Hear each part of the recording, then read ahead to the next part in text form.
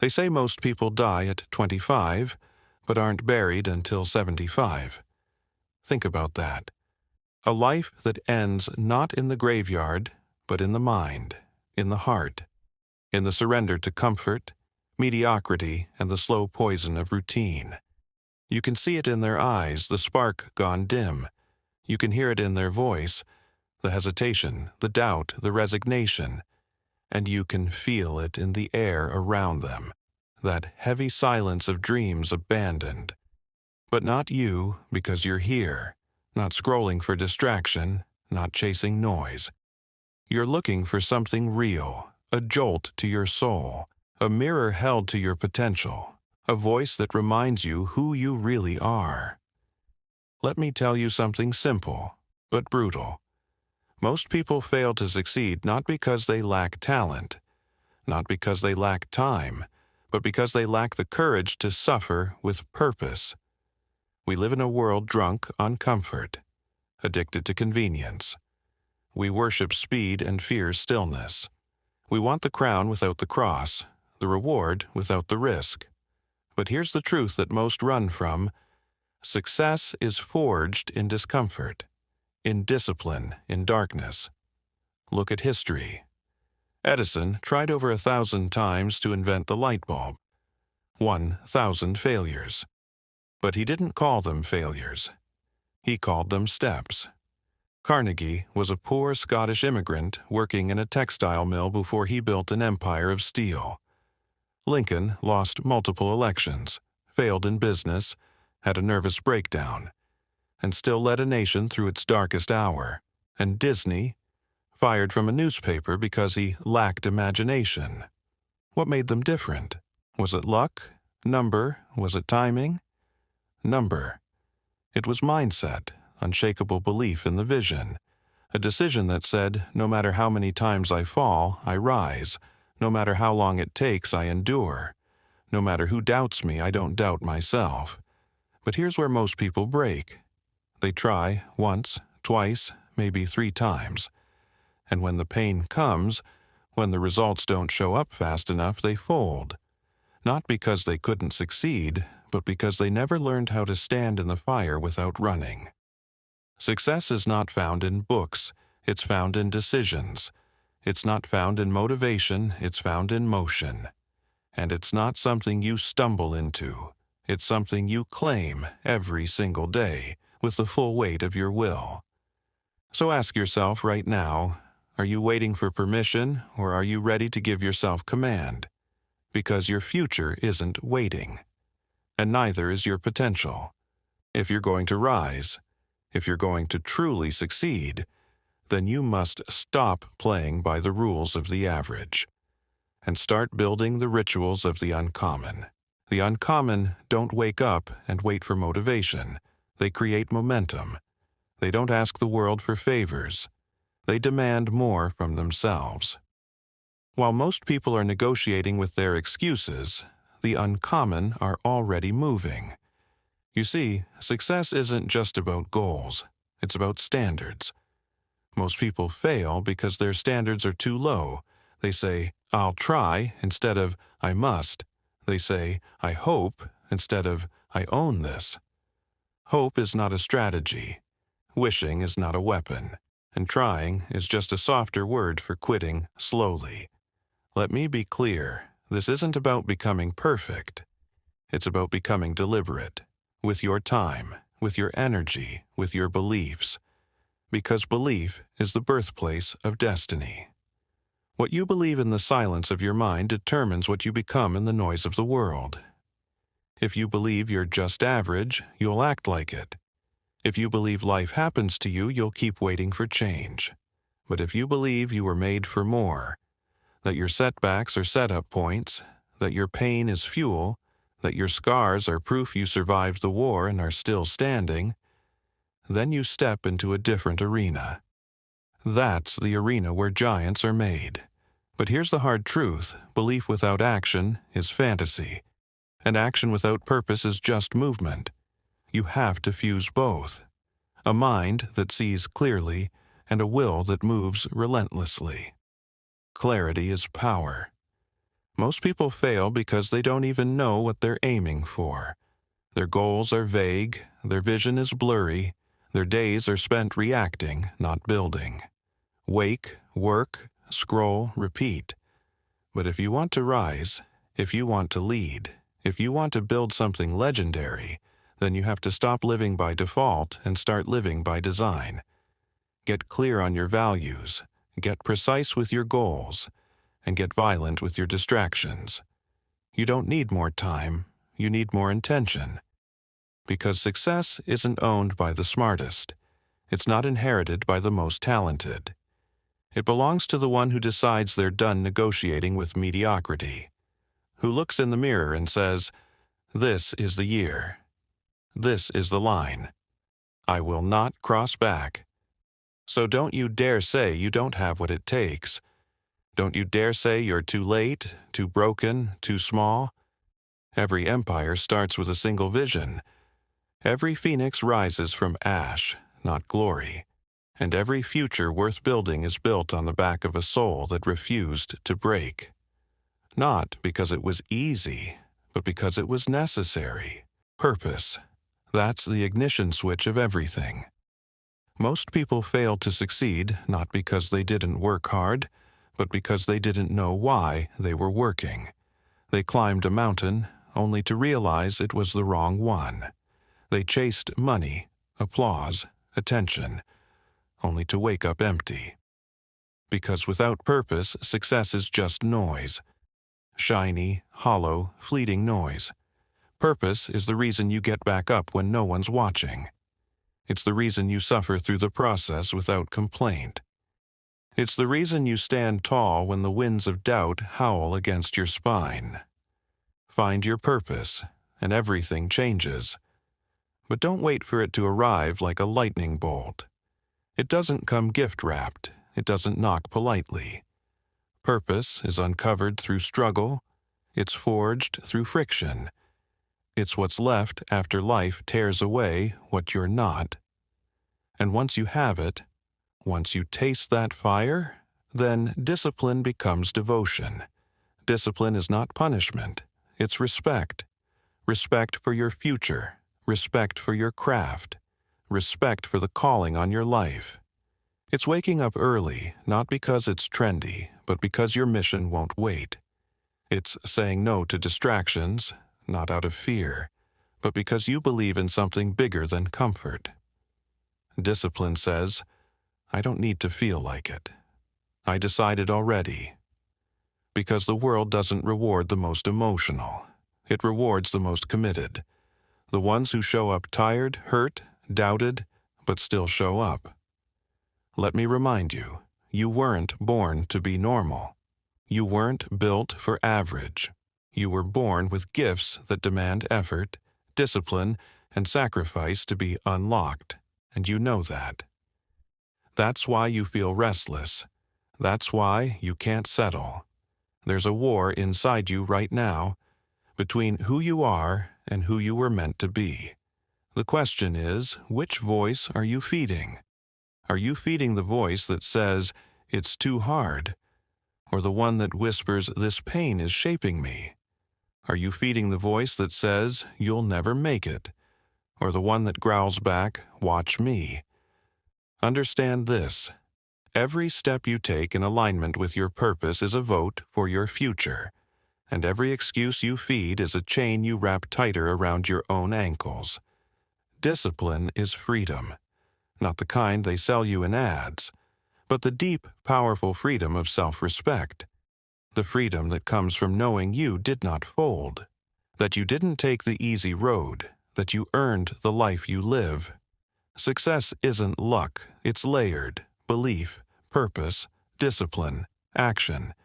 And every time you choose to rise, to move, to grind, you are writing the story they will one day tell about you. So move forward, move with fire, because the world is already full of people who wish. It needs more people who decide. This is where dreams get dirty, because vision without execution is just delusion wearing cologne. It smells good, but it dies fast. You can write the goals, speak the affirmations, even build the plan. But if you don't move, nothing happens. Most people are addicted to planning, to researching, to waiting for the right time. But let me tell you, there is no right time. There is only now. While you hesitate, someone else is building. While you overthink, someone else is outworking you. While you're scrolling, doubting, and waiting for permission, they are making mistakes, learning fast, and pushing forward. Massive action cures fear.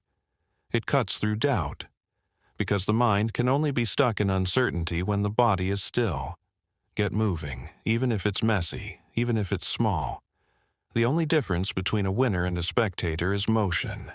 And you want to know something else. You won't feel ready. You're not supposed to. Read the biographies, study the legends.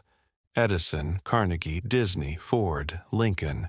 They all started with doubt, but they moved anyway. They weren't fearless. They were committed. And commitment is stronger than confidence.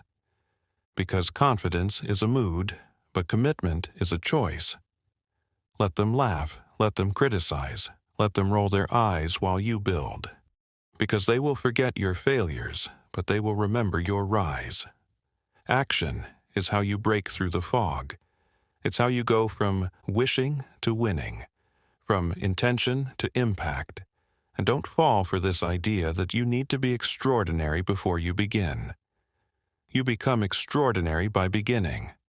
Small steps, repeated with intensity, lead to big shifts. You don't need 100 things, you need one thing, momentum. And that momentum, it comes from consistency, from showing up daily, especially when it's hard, from being the kind of person who does the work even when no one is watching. Because that is who the world pays attention to. Not the loudest, the most relentless. And yes, there will be failures. You will stumble. You will doubt. But you will not stop. Because every fall teaches you something no book can. Every mistake burns a lesson into your soul that makes you sharper, stronger, undeniable. There is no success without sacrifice. There is no greatness without grit. And there is no version of your dream where you sit back and coast. So take the shot, make the call, launch the project, start the training.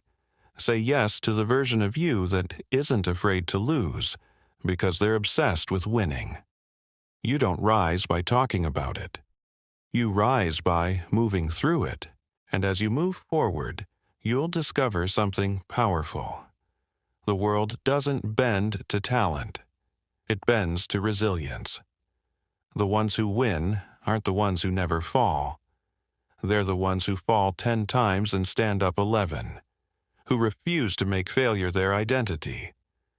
Resilience isn't pretty. It's not polished. It's bleeding through your shirt and saying, "I'm still not done."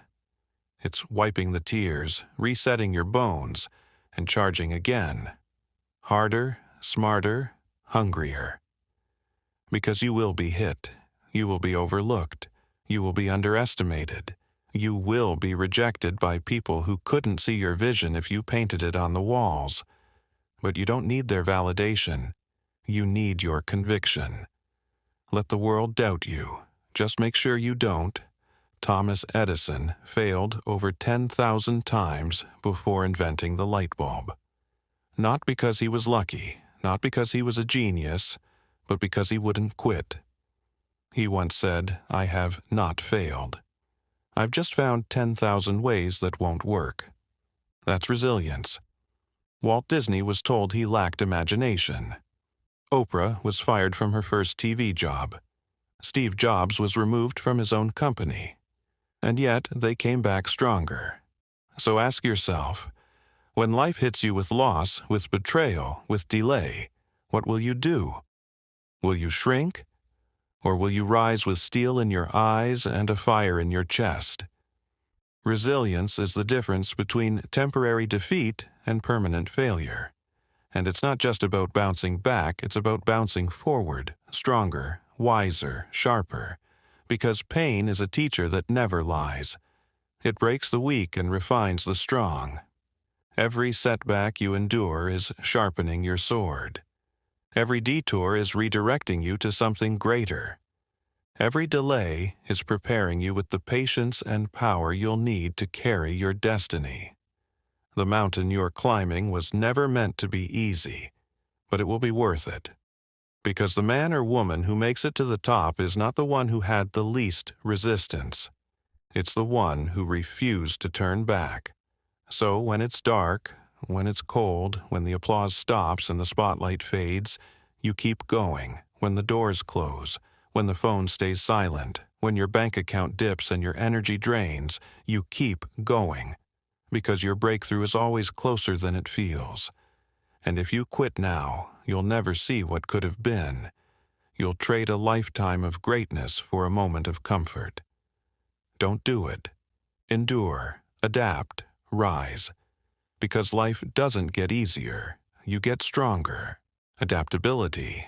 It's the silent force behind every enduring success. The world changes. Circumstances shift. The plan will break. And in those moments, most people panic. But the winners? The relentless question mark, they pivot. Adaptability doesn't mean surrender. It means staying loyal to the mission, not the method. The path you planned won't be the path you take. There will be obstacles you never saw coming. People will betray you. Markets will crash. Technology will shift. But adaptability is how you turn walls into doors. The greats didn't succeed because everything went right. They succeeded because nothing could stop them. Think of Abraham Lincoln. 8 elections lost. 2 businesses failed, a nervous breakdown, and yet he rose to become one of the most respected presidents in history.